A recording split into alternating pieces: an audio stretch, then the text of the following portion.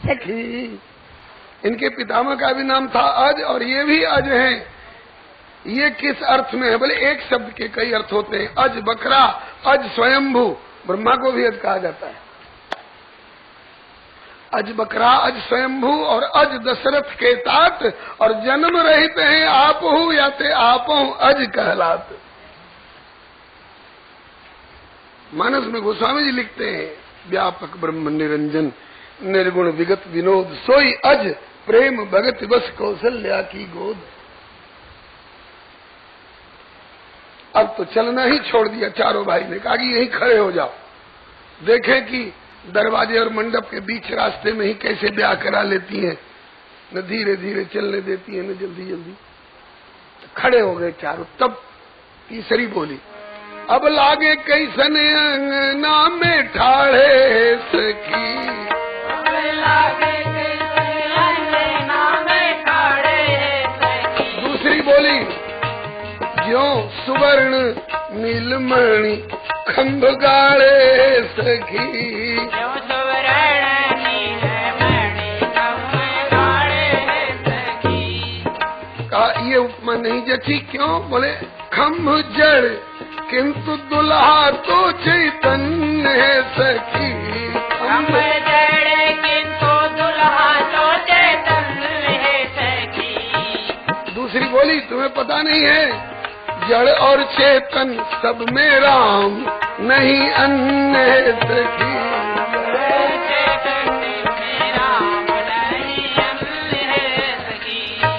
दुल्हा मुस्कत मुख दे रुमाल है सखी, दुल्हा मुस्कत मुख दे रुमाल है सखी। झांकी देख के मिथिलानी सब निहाल है सखी, झांकी देख के मिथिलानी सब निहाल है सखी। यही विधि राम मंडप ही आए रामा, यही विधि राम मंडप आए रामा। अर्घ देई आसन बैठाए रामा, अर्घ दे आसन बैठाए रामा। मंडप पर पधारे पंडित जी अक्षत छींकने लग गए आसन पर। आस्यताम उपविश्यताम, आइए विराजिए। सखियों ने कहा, पंडित जी ज्यादा लबर लबर मत करिए, हाँ फटाफट विधि नहीं, स्थिरता से सारी विधि, एक भी विधि छूटेगी तो आपको गाली देंगी। अरे अंदर सोरी अंदर, या पंडित जी को मोड़ो बंदर, बोल वृंदावन बिहारी लाल की। हाँ जल्दी जल्दी मत करिए, ब्याह दो विधि से होता है। सुखमूल दूल्ह देख दंपति पुलक तनहुल से ही हो,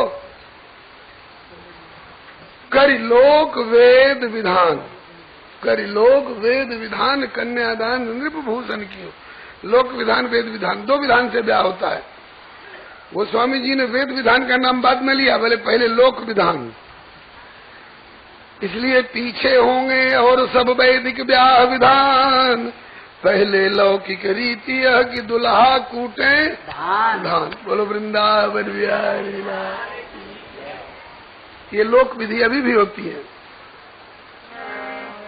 ओखरी में धान दे के गावे सब सखियां दुल्हा बाबू हो, ओखरी में धान दे के गावे सब सखियां दुल्हा बाबू हो। कूटू राखल ओखरी में धान दुल्हा बाबू, ओखरी में धान दुल्हा बाबू हो। दुल्हा पूछे हे तू कहू क्यों कुटवावो धान, सखियां बोली बिहस के ये लौकिक ब्याह विधान। ऐसा कुछ मतलब तो होगा? कहा कि मतलब है, मतलब तो है। बोले क्या मतलब है? मतलब तो कुछ और है, लेकिन सखियों ने कहा कि या ही मिस तुम्हारो ललन होत जांच पड़ताल। इधर ध्यान दीजिए, उधर होता रहेगा।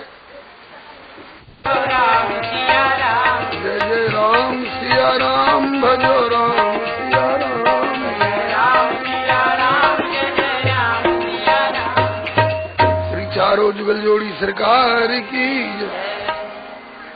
दुल्हा पूछे हे तू कहू क्यों कुटवा बहु धान, सखियां बोली बेहसी के ये लौकिक ब्याह विधान।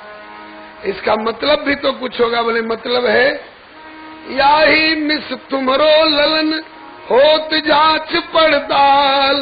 कौन बात की जांच पड़ताल? कि हो तुम काहू और के अथवा दशरथ लाल। राम जी ने कहा कि ये उखल मुसल से कैसे मालूम होगा? कहा इसमें मीटर उठ जाएगा। अरे कोई पहचान तो बताओ। कहा कि 8 चोट गिन के मारनो है, 8 ही चोट में चावल निकल पड़े अगर, तब तो दशरथ राजकुमार। और रहे धान के धानी तो गारी की बौछार। राम जी ने कहा कि भैया बड़ा मुश्किल है ब्याह करना। हम लोग गुरुकुल में गए थे पढ़ने के लिए।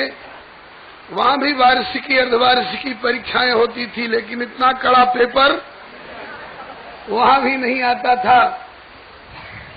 खैर धान कुटवाया। सखियां गौरव अनुभव करती हैं, जिनका लागी जोगी मुनि वन में धरे ध्यान जी। आज सोई हमरे अंगना में कूटी रहे धान जी। इसमें से जो चावल निकलेंगे उनमें से वे चावल जो टूटे हुए नहीं होंगे उनका नाम होगा अक्षत। अक्षत माने जो क्षत न हो, जो टूटा हुआ न हो। ये मांगलिक द्रव्य माना जाता है। आम्र के हरित पल्लव में लपेट करके पुड़िया की तरह और कच्चे रंगीन धागे में बांध करके दुल्हा के दक्षिण कलाई में और दुल्हन की बाम कलाई में कंगन बांधने की उधर प्रथा है। इसलिए ये विधि हुई है। जब बांधने लग गई तो उसमें भी चुटकी व्यंग्य। जनक जी के अंगना में भीड़ भई भारी,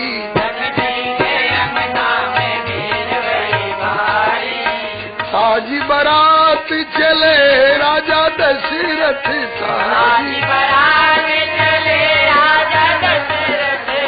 गजरथ की असवारी भीड़ भई भारी, गजरथ की असवारी भीड़ भई भारी। झांकती झरोखे लागी सुंदरी, झांकती आवत अवध बिहारी भीड़ भई भारी, आवत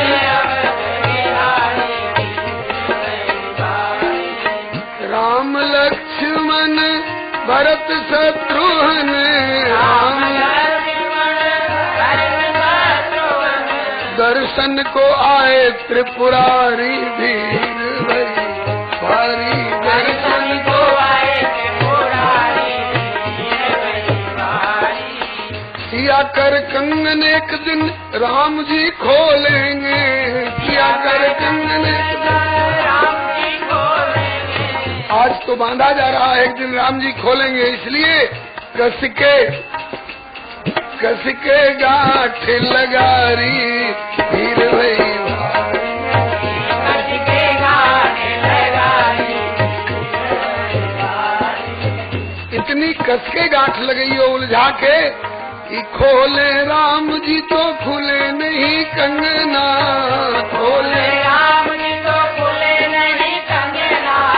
इनसे नहीं खुले तो तुमको क्या मिल जाएगा? हम सब हंसेंगी दे थारी थारी, हम सब हंसेंगे तारी जुरी आयो रनिवास मुदित मन, जुरी आयो रे निवास मुदित मन।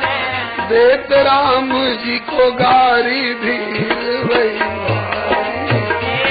राम जी को गारी भीड़ भई भारी। और तुमसे लालन ये खुले नहीं कंगन, तुमसे लालन खुले नहीं कंगन, लीजे बुलाए महतारी वीर भई भारी, लीजे बुलाए महतारी वीर भारी। लाल जी ये आपसे नहीं खुलेगा, आपकी मैया आवे तो शायद खुल जाए। अब राम जी का पक्ष लेकर पार्वती जी बोली कि तोड़त धनुष विलम्ब न कीनो, तो ये कंगन कहा बिचारी वीर भारी, कंगन कहा बिचारी वीर भारी। अरे सखियो इन्हें कमजोर क्यों बता रही हो, धनुष तोड़ने में तनिक देर नहीं करी, कंगन क्या चीज है, कच्चे धागे में बनाओ।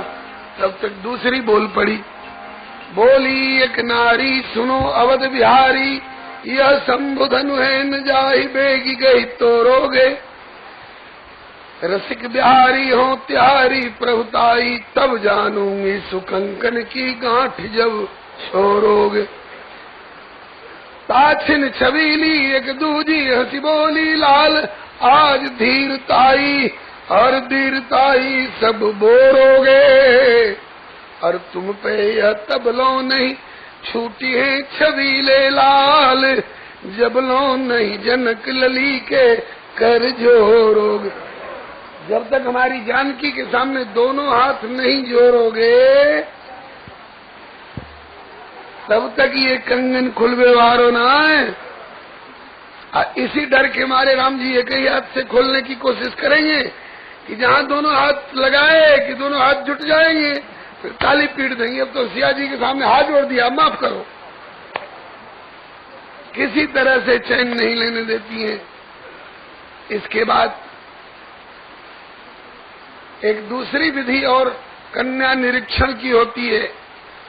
एक कमरे में दुल्हन को बिठा देती हैं गाढ़ी रंगीन चादर से ढक के, और उसके बगल में उतने ही बड़े कद का एक बच्चा खूब दाढ़ी मूछ बना करके,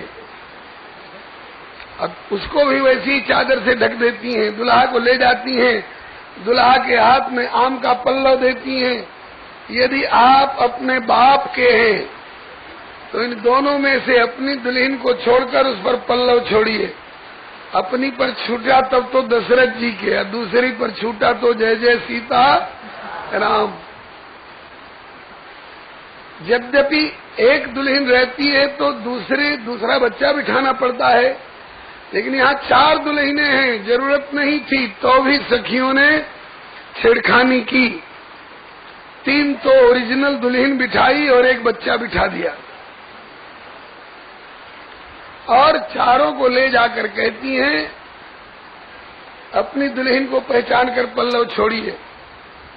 वैसे चतुर्धागात स्वयं हरि ही, चारों विभु हैं, अंतर्जामी हैं, नर लीला में जैसा भी अभिनय करें। तो पल्लव तो इन्होंने सही छोड़ा, लेकिन सखियों ने ताली लगाई, हार गए हार गए हार गए, चारों अड़ गए, झूठ मूठ का हार गए हम लोग जीत गए। बोले कैसे जीत गए? कहा कि हमने अपनी दुल्हन पर पल्लव छोड़ा है।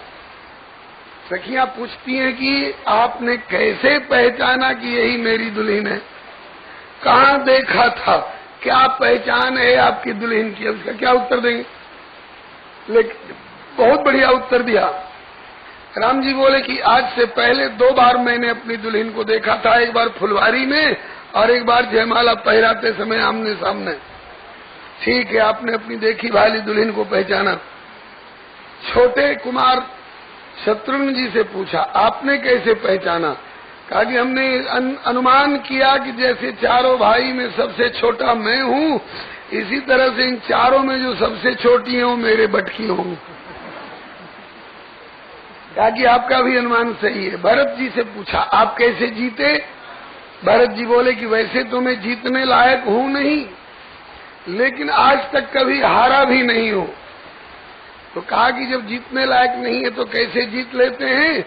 बोले कि मैं प्रभु कृपा रीति जी जोई, ये तो हारे हूँ खेल जिताऊं मोही। मुझे तो प्रभु की कृपा का भरोसा है, मैं तो प्रभु की कृपा के सहारे जीतता हूँ। सही बात है, जिसे अपनी योग्यता का भरोसा होगा वह हार सकता है, जिसे प्रभु की कृपा का भरोसा होगा वो तो जीतेगा ही। अब लक्ष्मण जी रह गए। लक्ष्मण जी से पूछा गया, आपने कैसे पहचाना कि यही मेरी दुल्हन है? लक्ष्मण जी बोले कि 4 ही तो दुल्हन है। जब 3 भाई अपनी अपनी पहचान लिए तो चौथी मेरे बटकी रही गई। बोलो श्री लखन लाल की जय।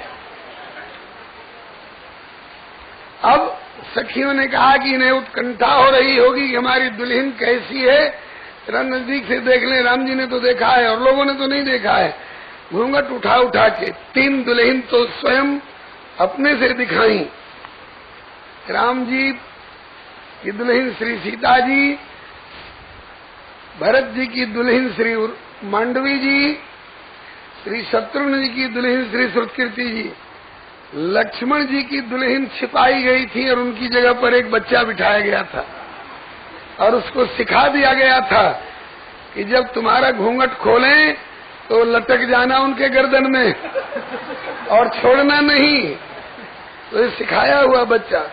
सखियों ने कहा कि लखनलाल जी, और दुल्हनों का घूंघट तो हम लोगों ने उठाया, लेकिन आपकी दुल्हन का घूंघट उठाने की हिम्मत हम लोगों को नहीं है। बोले क्यों? बोले जैसे आप तेज हैं ना, ऐसे ही आपकी दुल्हन भी, इसलिए आप अपनी दुल्हन का घूंघट अपने से उठाइए। लक्ष्मण जी ने सकचाते सकचाते और डरते डरते, कहीं छल तो नहीं है, मेरे साथ बहुत छेड़खानी कर रही है। तो लक्ष्मण जी ने घूंघट उठाया तो बच्चा लटक गया इनके गर्दन में और छोड़े नहीं। दुल्हा ले ले चलू हमरो के अयोध्या नगरी,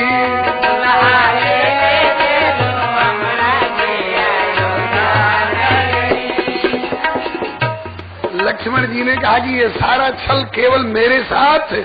कहा कि हाँ। क्यों? कहा कि इसलिए कि आप बड़े काबिल बनते हैं, कभी जनक बाबा को फटकारने लगते हैं, कहीं जनक जो संचित बानी विद्यमान रह कुलमण जानी, ये कभी परशुराम बाबा से भिड़ जाते हैं। इसके बाद लक्ष्मण जी की भी जो सही दुल्हन है श्री उर्मिला जी, उनका दर्शन कराया। बंटवारा बड़ा प्यारा प्यारा है। जिनके दुल्हा सांवले सांवले हैं ना, उनकी दुल्हन गोरी गोरी है, सियाजी और मांडवी जी।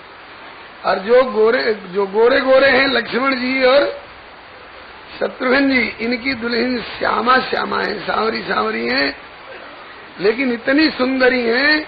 जानकी लघु भगिनी सकल सुंदरी शिरोमणि जानके, सो तनय दीनी ब्याह लखने सकल विधि सम्मान के।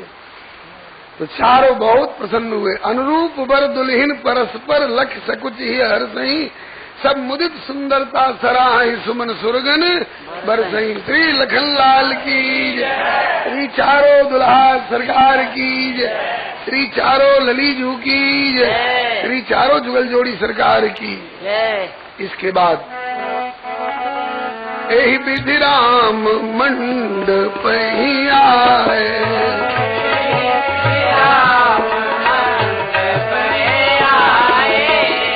अर्घ दे आसन बैठा है, अर्घ दे आसन बैठा है।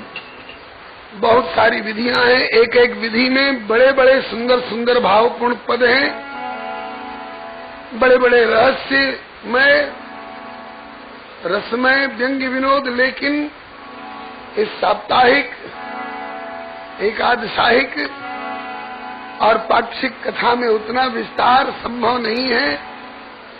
यदि दृश्य काव्य के रूप में विवाह का दर्शन करना हो तो विवाह पंचमी में आप बक्सर के लिए सादर आमंत्रित हैं। बोलिए श्री जुगल सरकार की जय। पाद प्रक्षालन हुआ। मणि के मंडप में विराजत जनक ऋषि, मणि के मंडप में विराजत जनक ऋषि, रानी सुने ना लिए साथ,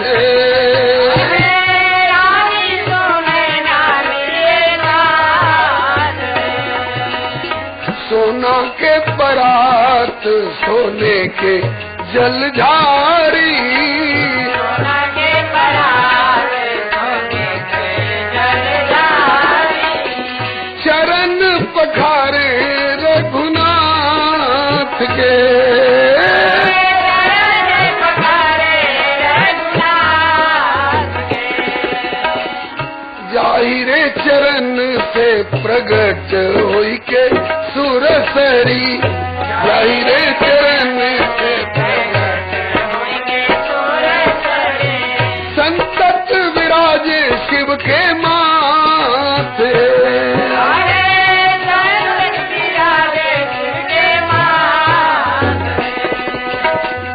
वे जाहिरे चरण से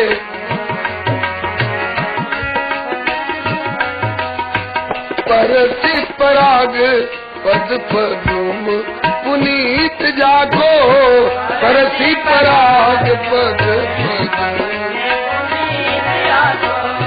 तरी गई गौतम की नारी है तरी गई गौतम की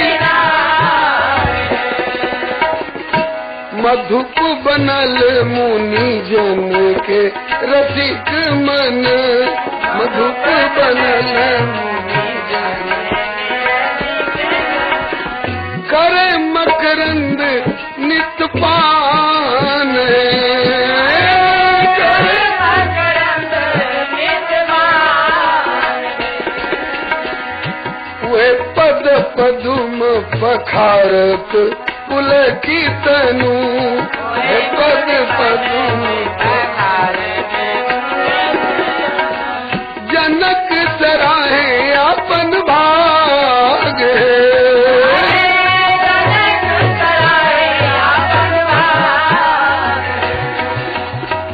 सब सखियन में मंगल गावे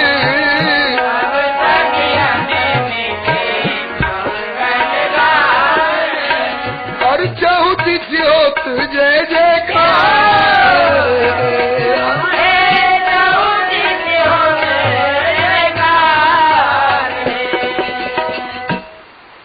बर बिलोक दंपति अनुरागे पाए पुनीत पखारन लागे। पाद प्रक्षालन के बाद कन्यादान। कन्यादान के समय के कई कई प्रकार के भाव एक साथ उदित होते हैं। एक तरफ तो सखियां हास व्यंग कर रही हैं, देख लो दुनिया वालों, अब तक तो ख्याति थी अजगर करे न चाकरी पंछी करे न काम, दास मलुका कह गए कि सबके दाता राम। राम आज तक राम दाता रहे, लेकिन देख लो जनकपुर में आके राम मंगता हो रहे हैं। पानी ग्रहण के समय में दूल्हा का हाथ नीचे होता है, दुल्हन का हाथ ऊपर, दुल्हन का हाथ बाद में आएगा, दूल्हा पहले हाथ पसारते हैं। कादानी शिरोमणि जगत के सर्वेश्वर रघुनाथ, जाचक बने विदेह पुरसी ही तोड़े हाथ। दूसरी तरफ में श्री जनक बाबा और श्री सुनैना मैया की आंखें सावन के मेघ की तरह झड़ी लगा रही हैं। क्यों? इतने लाड़ प्यार से पाली गई अपनी घर की लक्ष्मी को आज घर से बाहर जाने के लिए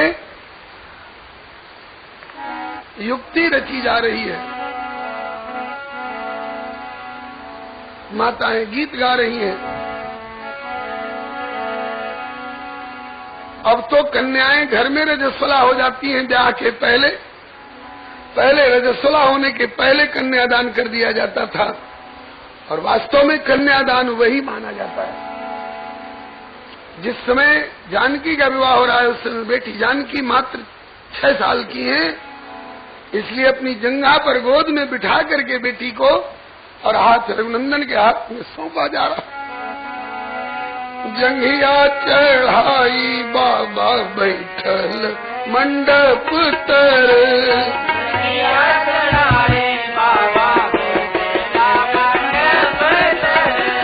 बाबा करुणा कन्यादान है।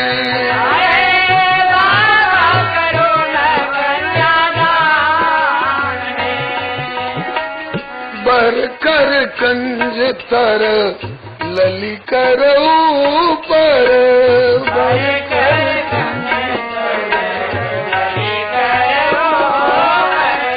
ताही पे सोहत फूल पान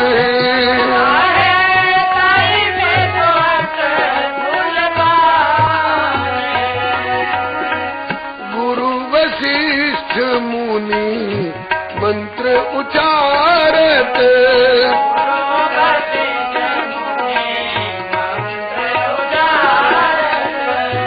मंत्र पढ़त दुल्हाराम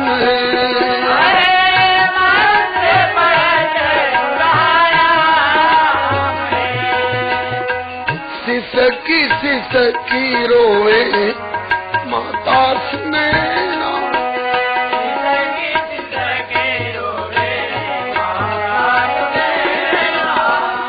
आज बेटी भई मोर बिरानी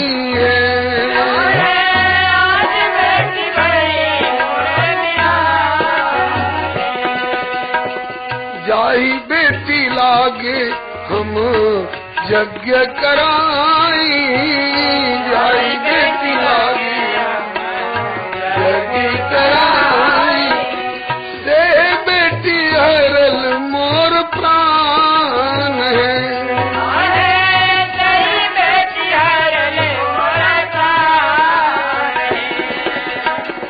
धीर धरू माता सुने ना धीर धरू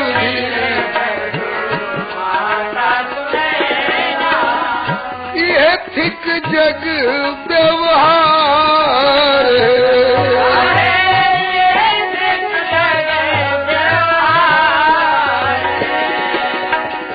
चुप कैसे रहूं धीर धरू सहेलिया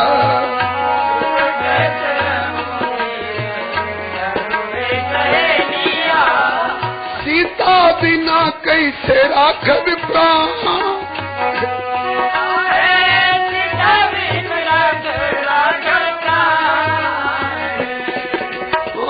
बेटी बिनु कैसे राखब प्राण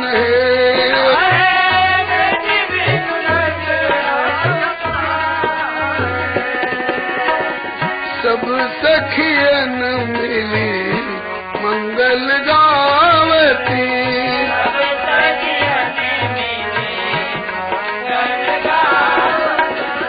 चहुत सी होत जय जयकार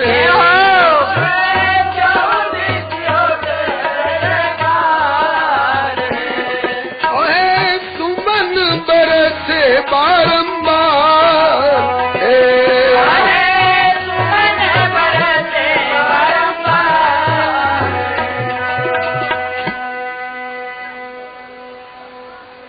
उस समय की झांकी मिथिलानियां गा रही हैं। धन्य धन्य सुने ना माई के अंगनवा दुल्हन दुल्हनवा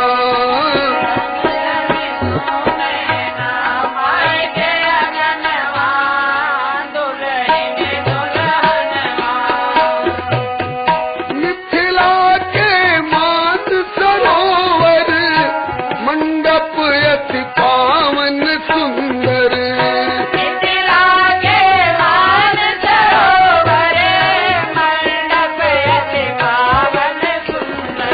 और ताही बीच हंसनी हंसनवा दुल्हन दुल्हनवा ताही बीच हंसनी हंसनवा धन्य धन्य सुने ना माई के अंगनवा दुल्हन दुल्हनवा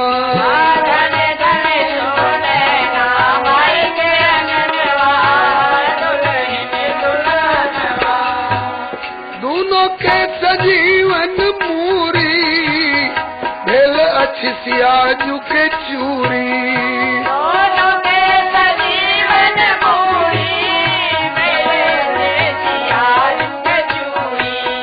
सर सिज पर सर सिज के सुमनवा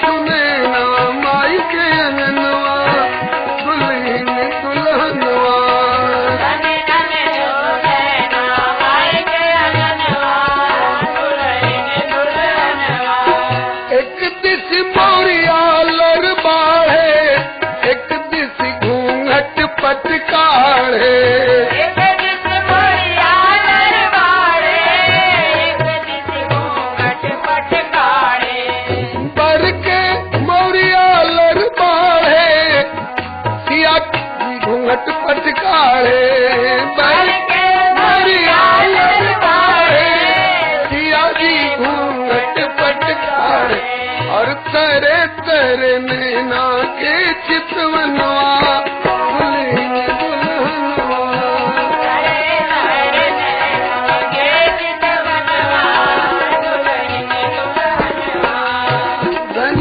धन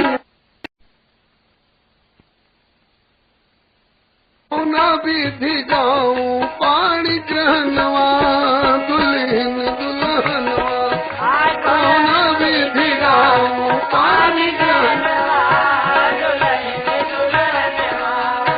धनी धन सुने ना माई के ननवा दुल्हन दुल्हनवा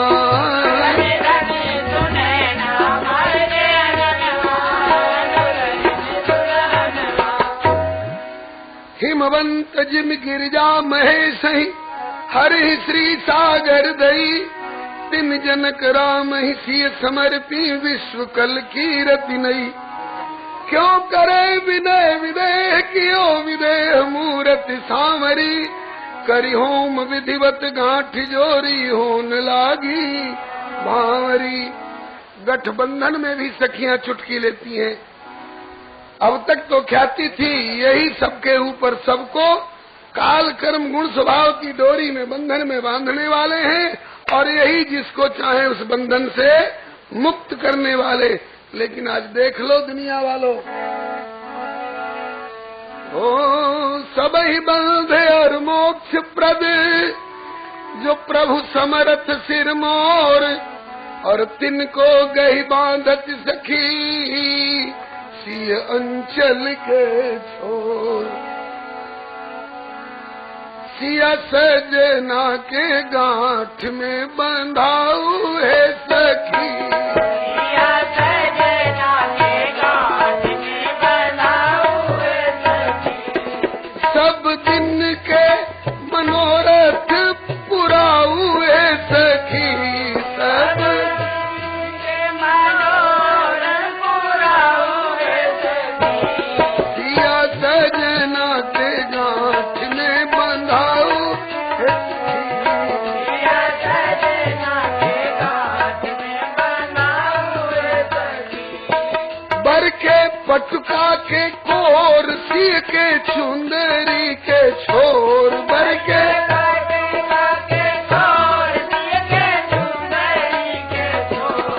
आज दोनों के बटोर के अटकाऊ है सखी आज दोनों के बटोर के अटकाऊ है सखी ये बंधन क्यों? कहा कि चोर चोर पकड़ में आता है तो बांधा जाता है। मिथिला के सब नर नारी पर ही कैलन छापा मारी मिथिला के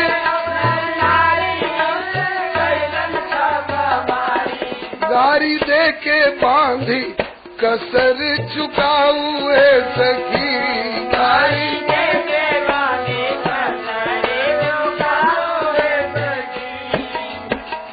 जब बांध लेती हैं उसके बाद फिर भांवरी फिराने लगी। भांवरी 7 होती हैं जिसमें प्रथम की 4 भांवरी में दुल्हन आगे दुल्हा पीछे, शेष 3 भांवरी में दुल्हा आगे दुल्हन पीछे। सखियों ने भांवरी के गीत गाए। संवरिया देत संग सिया के भंवरिया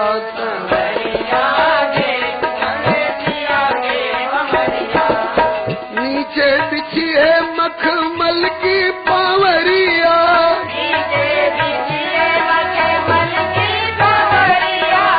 ऊपर से डोल रही सुंदर चंवरिया संवरिया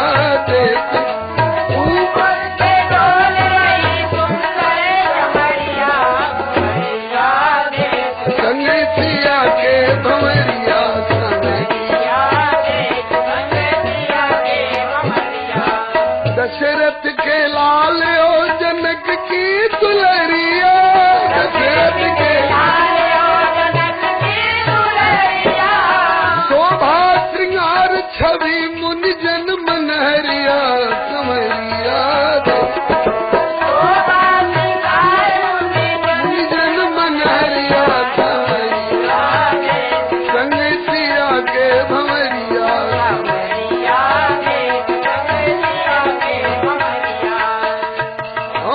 गाय रही अलियां स्नेह भरी गरिया, गाय रही करे होम लावा लगावे फूल झरिया, समरिया लगावे फूल झरिया, समरिया दे संग सिया के भंवरिया,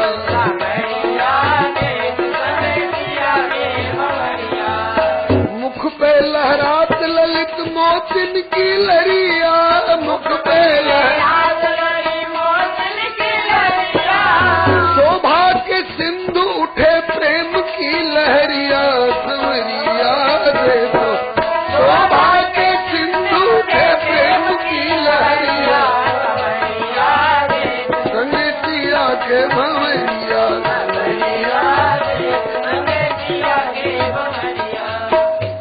श्री चारों जुगल जोड़ी सरकार की जय। गोस्वामी जी ने 7 ही अर्धाली में भांवरी का प्रसंग वर्णन किया है। कहा कि कुंवर कुंवर कल भांवर देहि, नैन लाभ सब सादर नहीं, जाय न बरणी मनोहर जोरी, जो उपमा कछ कहूँ सो थोरी, भय मगन सब देख निहारे, जनक समान अपान विसारे, प्रमुदित मुनिन भांवरी फेरी, नेग सहित सबरी तीन वे। माताएं प्रत्येक पर भांवरी पर गाती हैं कि पहली भांवरी है तऊ बेटी बाप की,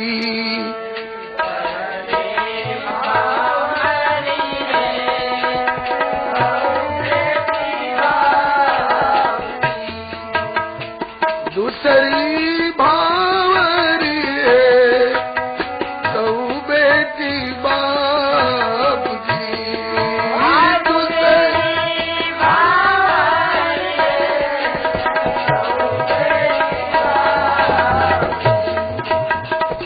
तीसरी चौथी पांचवी छठवीं तक इनका दावा है। जब तक छठवीं भांवरी है तब तक बेटी बाप की, जब तक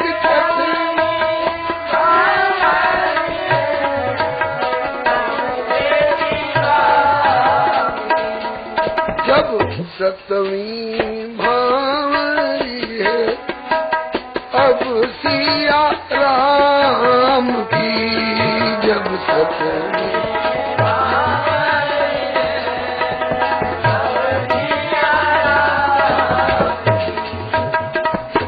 के बाद हाँ राम सिया सिर सिंदूर दे, राम सिया सिर सिंदूर दे, शोभा कहीं न जात विधि के, शोभा कहीं न जात विधि के, अरुण पराग जलज भरनी के, अरुण पराग जलज भरनी के, शशि भूष लोभ यमी के,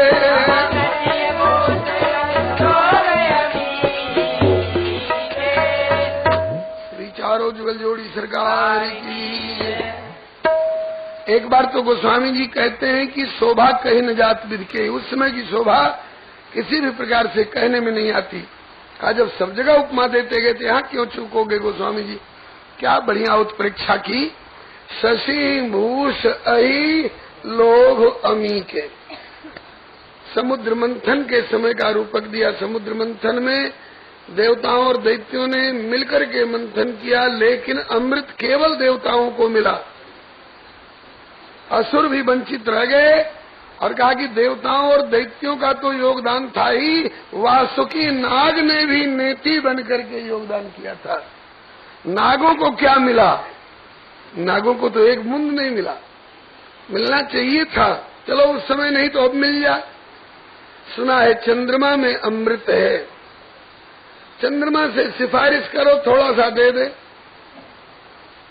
ऐसे क्यों देगा चंद्रमा? चंद्रमा को कोई ऐसी वस्तु भेंट करो जिससे चंद्रमा खुश हो जाए कि मेरे लिए अत्यंत दुर्लभ वस्तु तुमने दी। चंद्रमा के लिए दुर्लभ वस्तु क्या है? बोले कमल का पराग। क्योंकि चंद्रमा का बढ़िया दर्शन तो रात्रि में ही होता है और रात्रि में कमल मुदा हुआ होता है, तो कमल का पराग बेचारे चंद्रमा को नहीं मिल पाता। आज अगर सब नहीं एक नाग, हम समस्त नागों का प्रतिनिधि बनकर एक नाग कमल और पराग से युक्त कमल लेकर के जाए और चंद्रमा को भेंट करे तो शायद चंद्रमा थोड़ा सा अमृत दे दे। ये उत्प्रेक्षा की गोस्वामी जी ने। यहाँ चंद्रमा कौन है? श्री सिया जी का गोरा गोरा जो मुख है, मंडल है, यही चंद्रमा है। और नाग कौन है? बोले राम जी की लंबी लंबी सांवले रंग की जो भुजा है, यही नाग है। और कलाई से ऊपर का जो भाग है, ये चुटकी जिसकी मुदी हुई है और सिंदूर से भरी हुई है चुटकी, वही मानो अरुण पराग से भरा हुआ सुंदर कमल है। आज रघुनंदन की भुजा रूपी नाग अपने हस्त रूपी कमल में सिंदूर रूपी अरुण पराग भर करके श्री सिया जी के मुखचंद्र को भेंट कर रहा है, ताकि सिया जी के मुखचंद्र से हमें थोड़ा अमृत गुण मिल जाए। और जब सिया जी के मुखचंद्र ने इनके कर कमल में अमृत गुण जब दे दिया, तो उस कर कमल में विशेषता हो गई। क्या? बोले शीतल सुखद छाह जेहि कर की, मेटति पाप ताप माया, निशिवासर तेहि कर सरोज की, चाहत तुलसीदास छाया। तो वही गोस्वामी जी ने वर्णन किया कि अरुण पराग जलज भर नीके, शशि भूष अहि लोभ अमीके। माताएं एक दूसरी उत्प्रेक्षा कर रही हैं। किसी नगरी का रहने वाला सिंदूर बेचने वाला सौदागर, लोरी कोई सिंदूर लो, लोरी कोई सिंदूर लो कहता हुआ आया। अब खरीदार कौन? सिंदूर सबसे लिया जाता है थोड़े, सिंदूर जिससे लिया जाता है, जो सिंदूर देता है उसका जीवन भर निर्वाह करना पड़ता है। माताएं गाती हैं कि कवना नगर के सिंदूरिया सिंदूर बेचे आइल है।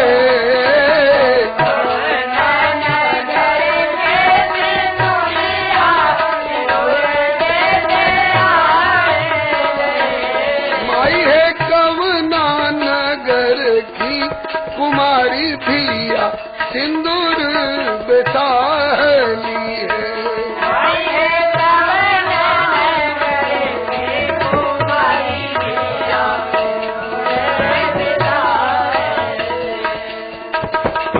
अवध नगर के सिंदूरिया सिंदूर बेचे आइल है। अवध नगर के सिंदूरिया सिंदूर बेचे आइल है। माई है जनक नगर की कुमारी सिया सिंदूर बेचाली है।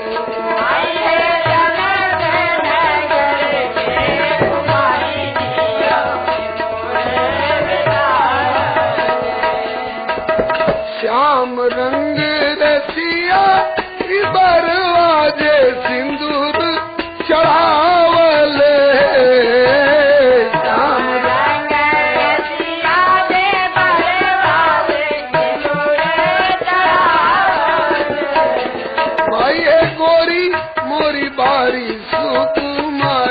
मैया सिंदूर संभाली है।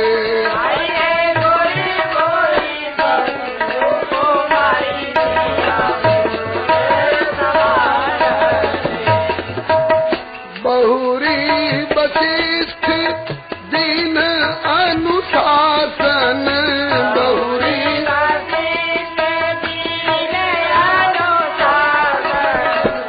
बर दुल्हनी बैठे एक आसन,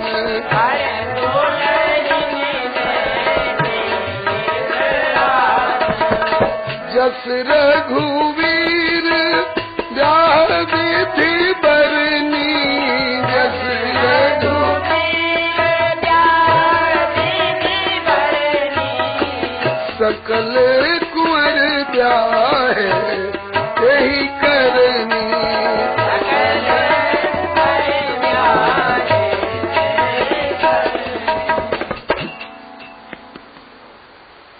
अब तक वैदिक विधि का विवाह पंडित पुरोहित लोग करा रहे थे। पाद प्रक्षालन, मधुपर्क, पाणी ग्रहण, शाखोच्चार, ग्रंथि बंधन, भांवरी, सिंदूरदान। अब लौकिक विधि का पुनः ब्याह कराएंगी सखियां। कोहबर घर में लेकर के चलेंगी। कोहबर घर को बताया जा चुका है, वह घर है जिसमें अपने हाथों से माताएं दीवाल पर कुल देवता का चित्र अंकित करके रखती हैं। वर दुल्हन दोनों से वहां पूजन कराती हैं, कुछ मधुर पदार्थ खिलाती हैं। उस कोहबर घर की ओर जब लेकर के चली तो आकर के सखियों ने रास्ता रोक लिया राम जी का, चारों भाई। राघव जी कोहबर बिहारी, ढिठाई माफ कीजिए हमारी। राघव जी कोहबर बिहारी, ढिठाई माफ कीजिए हमारी। हम सब सियाजू की सखियां सहेलियां, हम सब सियाजू की सखियां सहेलियां। कोई सरहज कोई सारी, ढिठाई माफ कीजिए हमारी।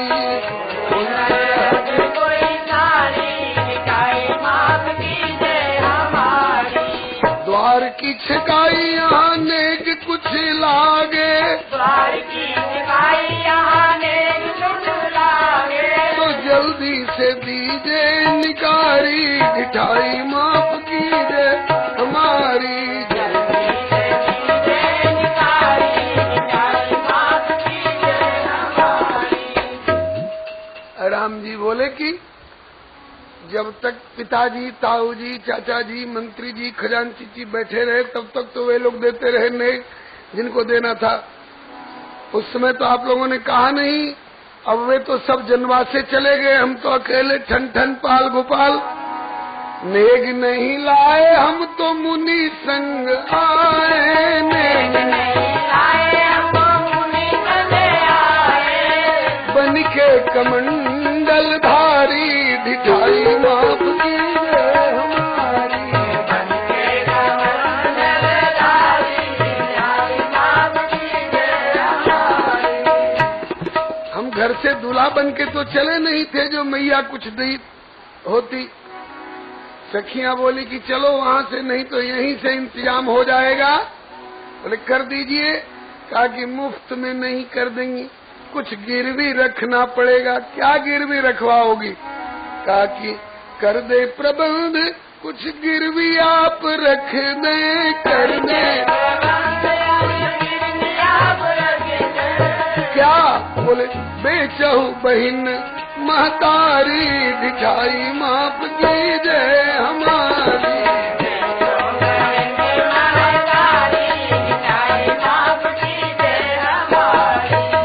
राम जी बोले कि हमसे पहले भी किसी दूल्हा ने दुल्हन पाने के लिए अपनी माँ बहन को गिरवी रखा था क्या? बोले अब तक तो किसी ने नहीं रखा, क्योंकि सब लोगों की जेब गर्म रहती थी। आप ही कमंडलधारी बन के आए हैं। तब राम जी बोले कि तब हम भी गिरवी नहीं रखेंगे, नहीं तो आगे के दुल्हा लोग भी खतरे में पड़ जाएंगे। तो कहा कि तो और कोई सरल उपाय हो तो बताइए। सखियां बोली कि एकदम सरल उपाय है, 1 पैसे का खर्च नहीं। क्या? अथवा सिया के पग शीश झुकाओ, अथवा सिया के पग शीश झुकाओ, बन के प्रेम पुजारी दिखाई माफ दीजिए हमारी, बन के प्रेम पुजारी दिखाई माफ दीजिए हमारी। राम जी बोले कि ये भी नहीं होगा। क्यों? हम तो सिया के पग शीश झुकाए, हम तो सिया के पग शीश झुकाए, और तुम सब बजाओ करतारी दिखाई माफ कीजिए हमारी। सब बजाओ करतारी दिखाई माफ दीजिए हमारी। तुम लोग ताली पीटोगी। और कोई उपाय हो तो बताओ। सखियों ने तीसरा उपाय बताया। स्वर्ण थाल में धर लाई वैदेही की पगदासी, जानकी जी की मखमली जरी जूती सोने के थाल में ढके धर के, और पाटंबर से ढके सखी सब करे राम से हंसी। इनको करो प्रणाम लाल जो, इनको प्रणाम कर लोगे तो ये रास्ता दिला देंगे। ये हैं कौन? बोले ये तुम्हारे कुल देवा, मनोकामना पूर्ण होए सब करो जथा विधि सेवा। तो बोले प्रभु पर्दे की बातें हम कैसे सच माने, ऐसे भोले नहीं न वही जो बिन जाने पहचाने। तब बोली सखियां लखन लाल से कि आप शीस नवावे, कर सम्मान सप्रेम लाल जी कुल की रीति निभाओ। तो लखन कहे हंसी सुनो सखी हम एक राम को जाने, इनके सन्मुख और किसी को पूज्य बंद नहीं मान। हम तो राम जी के अलावा किसी को कुछ जानते नहीं है। छोटे कुमार से कहा आप प्रणाम कर लो, एक भाई भी प्रणाम कर लोगे तो चारों भाई को रास्ता मिलेगा। तो बोले रिपुसूदन हमारे कुलदेव यहाँ क्यों आए, हमारे कुलदेवता होते तो अयोध्या में होते, यहाँ कैसे आ गए? तो कहे सखी विधि करने हेतु कौशल्या मातु पठाए, 3 प्रणाम कीन नहीं अब श्री भरत लाल की बारी। भरत जी जानते हैं कि हमारी हंसी होगी, लेकिन जानबूझकर हमारी हंसी हो तो हो, प्रभु को रात भर खड़ा न रहना न पड़े, प्रभु का मार्ग प्रशस्त हो, इसलिए 3 प्रणाम कीन नहीं अब श्री भरत लाल की बारी। सादर किए प्रणाम पुलकितन हंसी सखी दे तारी। भरत जी ने बड़ी श्रद्धा से प्रणाम किया। सखियां बोली कि अब देवता प्रसन्न भय दर्शन करियो निहाला, दिए खोल पट तो निकसी पनई सकुचे दशरथ लाला। जिनने प्रणाम किया था भरत जी तो प्रसन्न है, 3 दुल्हा लजा गए जिनने प्रणाम नहीं किए थे। और निहित परिहास भरत परितुष्ट परम धन पाए, गदगद कंठ प्रेम पुलकित तनु नयन प्रेम जल छाए। लक्ष्मण जी ने भैया भरत का हाथ पकड़ के झटका दिया। आपको मालूम नहीं था मखौल कर रही हैं? भरत जी बोले मालूम था। बोले आपने क्यों प्रणाम किया? हम लोगों की मूछ नीची कर दिया। क्यों आपने प्रणाम कर लिया? भरत जी बोले किसी गलत जगह पर प्रणाम नहीं किया है। बोले आपने जूती को प्रणाम किया है। भरत जी बोले कि मेरी तो आजीवन की यही उपासना होगी। मोरे शरण राम की पनही,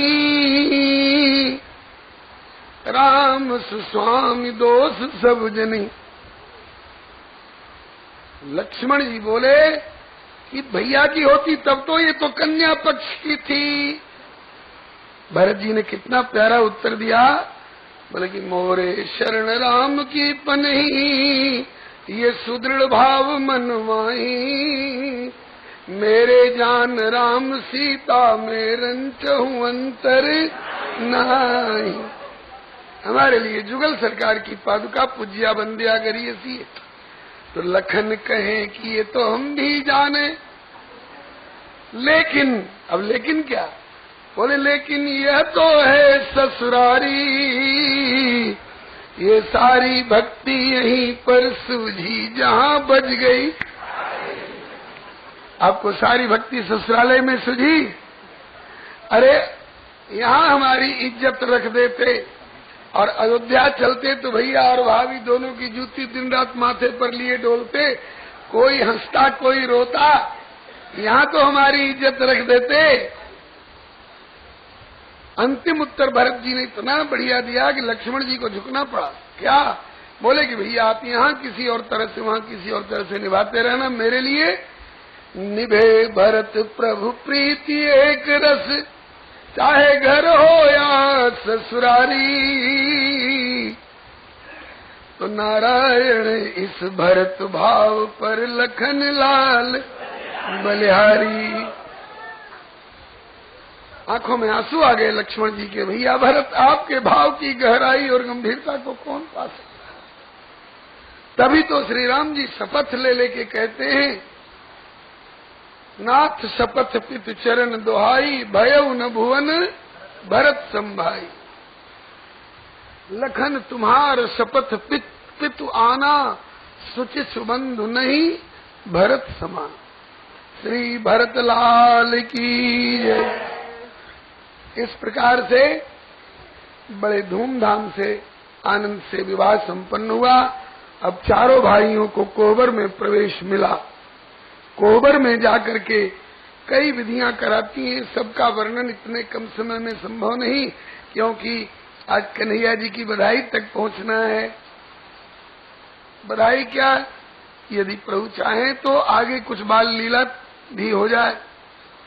अस्तु, कोहबर की दो विधि वर्णन करके आगे बढ़ चलेंगे। पहले तो खीर खिलाती हैं। तरीका है, इसको गोस्वामी जी ने लिखा है, लहकौर गौर सिखावरा में। लहकौर माने लघु कौर, अपभ्रंश है लहकौर। दुल्हा कौर उठावे तो दुल्हन के मुख में दे, और दुल्हन कौर उठावे तो दुल्हा के मुख में दे। दुल्हा ने कौर उठाया, दुल्हन ने तो आसानी से ले लिया, लेकिन दुल्हन ने कौर उठाया और ज्यों दुल्हा जी के मुख के पास ले गई और दुल्हा जी ने मुंह खोले, तब तक सखियों ने हाथ खींच लिया सिया जी का। दुल्हा जी मुंह बाए रह गए, मुंह खोले रह गए। कहा कि ठहरिए, इतनी उतावली क्यों? अब दोबारा कहते हैं कि अब स्थिरता से धीरे से लीजिए मुख में। अब राम जी फिर ठिठक गए, फिर वही चालबाजी करेंगी, अब मुंह नहीं खोल रहे हैं। सखियां कहती हैं, खीर खाऊ न लजाऊ सुनु चारू भैया, खीर ही में होत लालन बड़े बड़े गुनवा, खीर रघुकुल की काम धेनु गैया, और गुण जानती आपकी कौशल्या मैया। इशारा समझ के मुस्कुरा रहे हैं।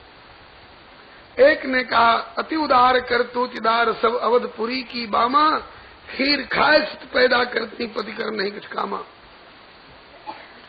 तो लक्ष्मण जी बोले कि को नहीं जन्मत मात पिता बिन बंधी वेद की रीति नीति, और तुम्हारे तो पृथ्वी से उपजे असमरी नहीं रीति। सखियां बोले कि या में प्रबल पक्ष मिथिला को,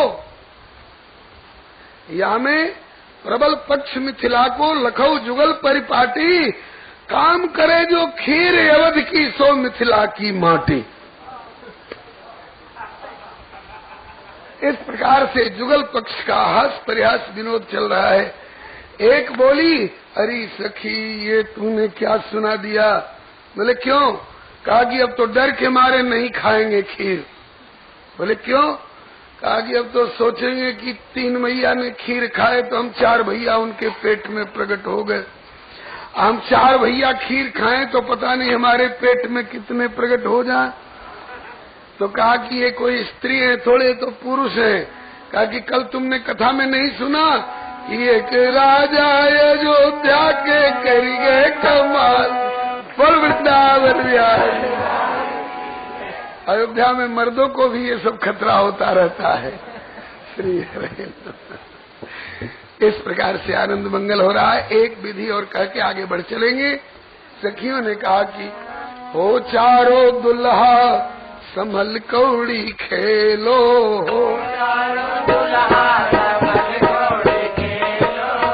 कौड़ी खेलिए। राम जी बोले कौड़ी खेलना अच्छा नहीं है। कहा कि हम अच्छा बुरा का फैसला नहीं मांग रही है, तो रस्म है। भोला बाबा भी ससुराल गए तो कोहबर में कौड़ी खेलवाई गई। गोस्वामी जी ने पार्वती मंगल नाम के ग्रंथ में लिखा, और श्री राम जी ने भी कौड़ी खेली। इसका वर्णन श्री सूरदास जी ने सूर सागर में वर्णन किया है। हाँ, राम जी बोले कि जब रस्म अदा करनी है तो कर लें। कहा कि बाजी की बातें प्रथम तय कर लो, बाजी की बातें प्रथम तय कर लो, पीछे न करियो झमेलो, संभल कौड़ी खेलो, पीछे न करियो झमेलो, संभल कौड़ी खेलो। पीछे का झगड़ा झमेला अच्छा नहीं है। अभी तय कर लीजिएगा कि जीतिएगा तो क्या लीजिएगा और हारिएगा तो क्या दीजिएगा। राम जी बोले कि शौक से तो खेलना है नहीं, तो रस्म अदायगी है, हम क्या तय करें, आप ही लोग जो तय कर दीजिए हम मान लेंगे। सखियां खुश हो गई, तो हमारे हाथ में बाजी आ गई। हम तो ऐसी बाजी लगावेंगी कि जीत जाए तो भी लाभ और हार जाए तो भी